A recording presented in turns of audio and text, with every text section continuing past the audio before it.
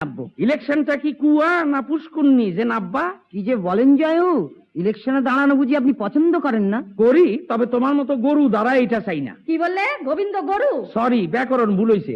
গরু না, ষাঁড়, ষণ্ড। খবরদার ওভাবে কথা বলবে না। হ্যাঁ রে গোবিন্দ, জিততে পারবি তো? নিশ্চয়ই। ও তুমি দেখে নিও দিদি। জিতা কি করবা? কেন, এমএলএ হব, বিধানসভায় ঢুকবো। বিধানসভায় তো দেশের আইন তৈরি হয়, তুমি শালা মুখ্য ওইখানে গিয়ে কি করবা? যাও কে, এবার আসল কথাটা কও দেখি। তোমার ইলেকশনে নামাইতে চায় কোন কন্ট্রাক্টর? কন্ট্রাক্টরে নামাতে চাইবে কেন? আমি নিজেই নামবো। আমার একজন নামাইতে চাইছিল কিনা তাই কইতে আসি। তোমাকে?